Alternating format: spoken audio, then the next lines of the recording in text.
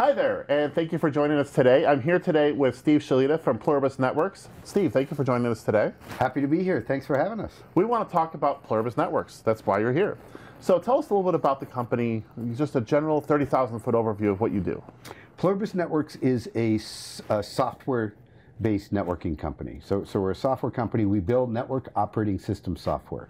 And fundamentally what that supports is the disaggregation of hardware and software for networking technology. We build the operating system that runs on top of white box, open networking hardware, bright box, depending upon what term you're familiar with, that gives the functionality and the capabilities to these devices.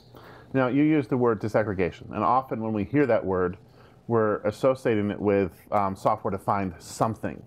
And software-defined networking is one of those, unfortunately, nebulous terms that has been sort of overused, and everybody applies it to everything. How does Pluribus fit into this space, and how does it differ from what people generally see as software-defined networking? That's a great question, and you know, there's a couple of different pieces of that. Software-defined everything is becoming a reality, right? We've seen software-defined being applied to the compute infrastructure. We see it being defined and applied to storage. And network is still nebulous, confusing, scary in many people's minds. First of all, what does it mean? I still don't really know in some ways of how that's evolving. Is it putting that open networking device and software on top of it, software-defined networking? Right. It's a lot more than that. And a lot of people associate software-defined networking with complexity.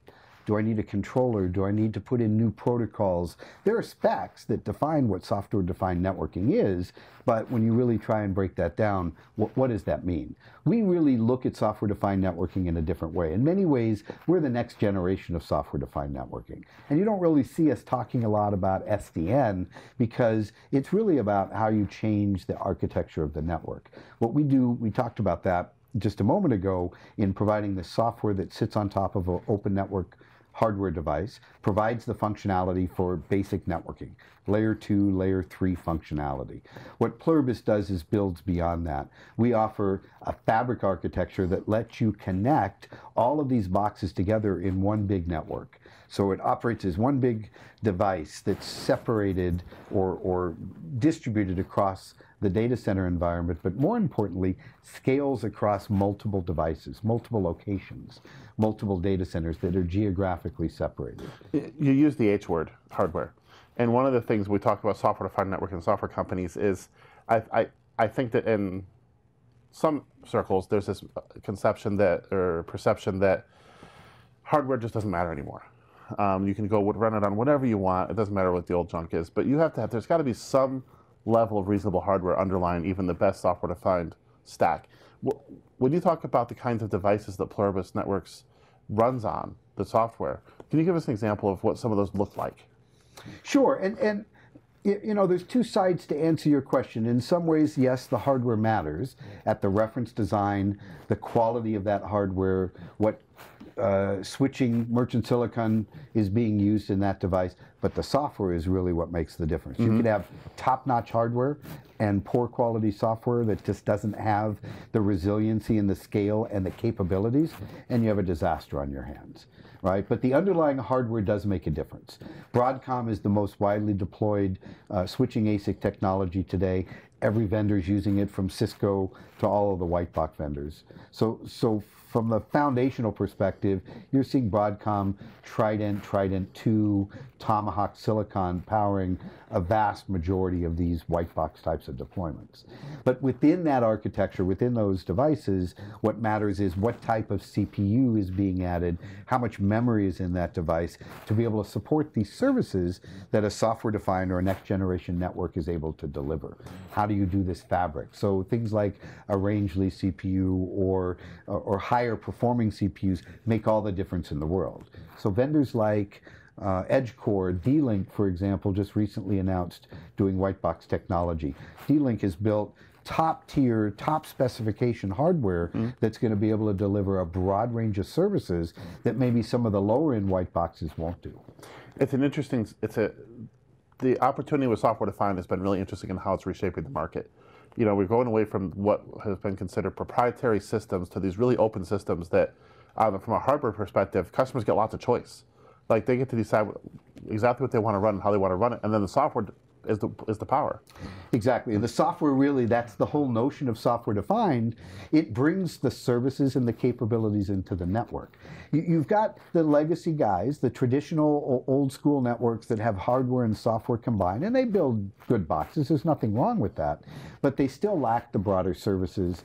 The fabric architecture is a really key differentiator for us. So you've got someone that wants to do disaggregation. Now you need to look at the features and the functions within that architecture and what it's going to bring you over and above the traditional environments. You know, you've got lock-in no matter what vendor you go with, but in a software-defined environment, you're actually able to mix and match hardware. So if you're running the right software networking operating system, you can mix and match hardware. You can buy different devices from different vendors. Based on your needs. That's right, and still run the same software and get complete interoperability. You know, we're actually doing this presentation from VMworld in Las Vegas. And VMware has their own software-defined networking solution that people would call NSX. Right. Would you consider yourself a competitor to NSX? No, we complement NSX. NSX is a network virtualization layer that really comes from the server side and allows you to build, you know, at a very high level, build this overlay network on top of a physical network that gives you control from the VMware side. What we actually do is complement in that environment. NSX needs to run on top of a network. And while we have fabric and all of these capabilities built into our environment, NSX still needs to run on something. Right. So we're able to terminate the tunnels, the VTEP tunnels in hardware and accelerate them. And that's pretty much foundational. Anyone today in networking is doing that. The traditional networking environments really aren't optimized to support this NSX type of deployment. But we take that quite a bit further. We've integrated into the VMware environment, not only for analytics and provisioning, but at the NSX level, to be able to provision from the VMware side the network itself. So in an NSX scenario, the administrator is going to go and configure NSX, set up what parameters they want, define the tunnels, and then they're going to have to go over to the network administrator, who's then going to set up VLANs and the network configuration. If they're doing vSAN, they would set up multicast environments in a parallel manner. It requires a huge amount of coordination, but more importantly is it takes a huge amount of time to get from notion of what you want to deploy to actually getting into production. What we've done by integrating into vCenter is automated that provisioning end to end. So the NSX administrator can go into vCenter and define what they want, and all of the underlying network components will be configured at the push of a button. Of course, there's control, role-based control, and coordination of the configurations for VXLAN, but they're able to push that and bring it live literally with the push of a single button, one-touch provisioning. You use the word live. And one of the things that struck me was you were at Cisco Live last year. We didn't see you there this year. What happened? Yeah, so Cisco actually kicked us out of Cisco really? Live. They view that we are significantly competitive to them.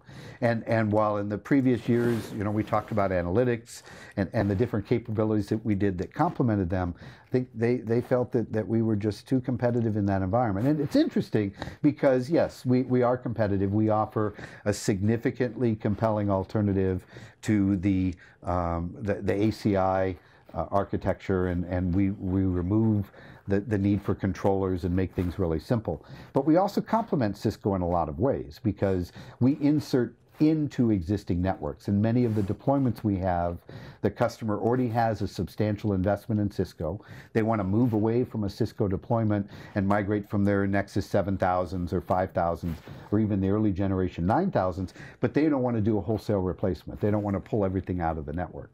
So we'd be typically inserted in an individual layer. So typically the leaf layer, leave the rest of the Cisco equipment in place and migrate more gracefully over time. So we interoperate with all of these Cisco environments, but we fundamentally do keep people from having to buy the next generation of Cisco gear to get the latest features and functions. So Cisco sees us as competitive, without a doubt. You know, another company that's out there a lot is Arista when we talk about software-defined networking. How do you compare, contrast, compete with, or not compete with Arista?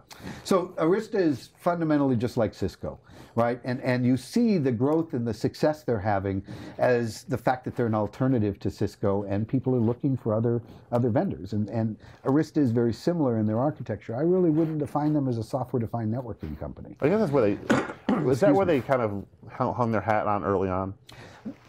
So Arista is the best company to answer that in the sense of their own positioning. Yeah. My perception of that is they were the company that really defined and broke away with merchant silicon. Got it. Okay. Right? Let's do merchant silicon. It's good enough. It's solid, and they proved the point that the software matters. Right. And their whole notion of EOS and building this modular operating system made a lot of sense because the software does matter. The software is what makes or breaks the network. The hardware is fundamentally the same, so they're using Broadcom silicon just like the white box guys are doing. And so there's still a hardware-software combination. And while EOS is modular, it's not a fabric-based architecture. It is modular within an individual box. You want to connect multiple boxes together and build a fabric, you're going to use EVPN, VXLAN, the same standard protocols. What differentiates us to them is we've got the strong and very capable, and in many of the proof of concepts that we've been in, high performance winning operating system environment, we extend this architecture through our fabric that allows you to interconnect not only within a single data center, but across geographically distributed data centers with no complexity. So if you want to do that with Cisco, you need something like OTV, which limits you on certain products, very complicated, very expensive. You want to do that with Arista, you're going to use EVPN and other technologies. Our fabric architecture really is where SDN comes into play, allows us to build that scale-out architecture with standard protocols with any WAN environment, MPLS, dark fiber, even SD-WAN, we'll be able to deploy over that. And interoperate, so same thing, Arista network already in place, we can interoperate in that environment. And if Arista opened up their hardware, Cisco too, our software to run on their boxes. That'd be kind of cool.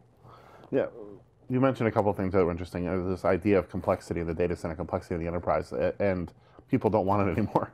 They're That's looking for right. things that are easy, and so that's you know, when you talk about people looking at alternatives to companies like Cisco, you know, there's a complexity argument there often. We see that in storage, we see that across the space. So Pluribus doesn't sit on its heels all day. You guys are doing some really cool stuff. What are some of the announcements you've made in recent weeks, months that people would just jump at? Well, so at the end of April is really where we relaunched the company. So Pluribus has been around since 2010. A lot of real innovation that has taken place in the company, really cool things that have been built. But the most important and really what's the basis of our capabilities and our innovation today is our NetVisor operating system. Mm-hmm. It virtualizes the switch. It actually creates, just like VMware virtualizes the server, we virtualize the switch with multiple personalities, a separation of control plane, data plane, and the management plane, and then our fabric architecture. So at the end of April, we announced the Adaptive Cloud Fabric, which is really our next generation take on how to build networks that are modern, that are going to deal with modern workloads, going to deal with containers, that deliver an intent-based environment to be able to manage and optimize the delivery of services in the digital environment, and not just for enterprises. Mm-hmm. We're widely deployed in the service provider environment as well, in very high volume, high transaction, packet core environments. I could see this being a great solution in a multi-tenant environment where you have to have lots of granular control with people that want to do crazy things. And we see exactly that. We have deployments in both the carrier hosting, managed service hosting provider space, as well as the enterprise space that are taking advantage of this virtualization that we do, right? The fact that you actually caught the virtualization and separation that we do gives you strict separation for tenant services, mm-hmm. for macro segmentation of application services, as well as delivering this multi-tenant environment. We're not using VLANs to do that. We're actually segregating the switch and assigning the resources of the switch on a tenant basis. We call that a VNet. Mm-hmm. Each one of those tenants gets their own router, their own data plane, their own management way of doing that. So you're able to build it out at a tenant level and not have to worry about mapping VLANs. So if you're a tenant in that environment, you get all 4,000 VLANs available to you. The other tenant gets their 4,000 That's impressive. VLANs. So we see a number of use cases for that tenant service. Very good. Steve, thank you for joining us today from VMworld. Thank you.